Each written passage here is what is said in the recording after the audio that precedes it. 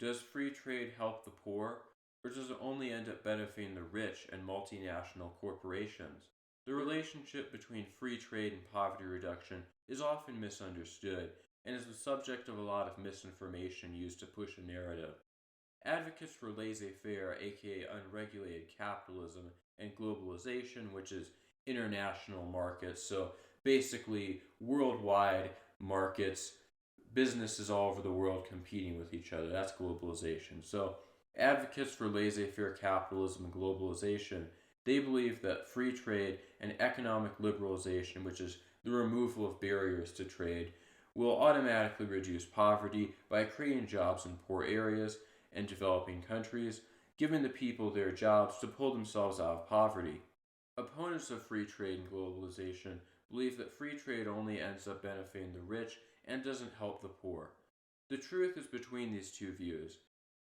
Free trade can be very beneficial in causing economic growth, but the proper institutions and social programs have to be in place for it to reduce poverty.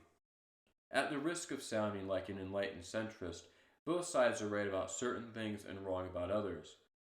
The supporters of laissez faire capitalism are correct that free trade can cause economic growth and is correlated with poverty reduction.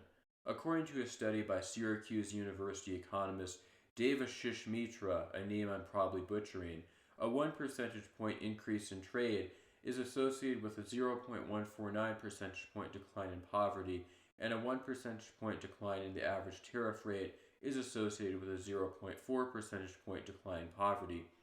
So this means that liberalizing the economy and removing trade barriers is moderately correlated with poverty reduction. Mitra's study also found that for a large cross section of 92 countries over 4 decades, the growth rates of the average income of people in the bottom quintile of the income distribution did not differ from the growth rates of per capita income, with a positive correlation between the two. This means that if income rises for the upper classes due to free trade, it rises for the lower classes as well. So, free trade is correlated with poverty reduction. However, correlation does not equal causation, and the reality is a lot more complicated than just open the markets, line go up, world more gooder. According to the United Nations Chronicle, trade on its own won't automatically increase economic growth, let alone help developing countries reduce poverty. Trade alone will not help the developing world reach the MDGs, and that the international community must significantly increase its efforts to cope with trade liberalization and establish certain conditions for growth to take place in all countries. Developing countries have to be better prepared before entering the global market. So trade on its own won't cause growth, and there need to be the proper conditions in place to cause economic growth and thus eliminate poverty. This is further shown in Mitra's study. A conclusion he reached in the study was that complementary domestic policies and institutions needed include regulations that foster labor mobility, adequate financial development, and good public infrastructure. However, even if there is economic growth, this doesn't necessarily mean that everyone will benefit. The most poor people in society are often not helped by free trade. Mitra found that with regards to urban versus rural poverty in India, the reduction was mixed.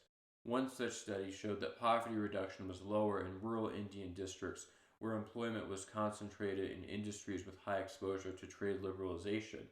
The study concludes that the greater exposure to the effects of trade liberalization may have resulted in a setback in poverty reduction, so trade liberalization can harm the poor. However, these results are mixed. In the following paragraph, Mitra says, in contrast, another study finds that Indian states and regions whose workers face greater exposure to trade have lower rural, urban, and overall poverty rates, and experienced greater poverty reduction as a result of trade liberalization. So these results are mixed. But it looks like free trade does not benefit everyone. Therefore, there need to be some welfare programs in place to ensure that everyone can escape poverty. To further this point, just because someone leaves poverty, it doesn't mean that they no longer struggle. According to the UN, it is estimated that over 2 billion people do not have regular access to safe, nutritious, and sufficient food, including 8% of the North American and European population. Therefore, wealth redistribution is needed to help people escape poverty and have all their needs met.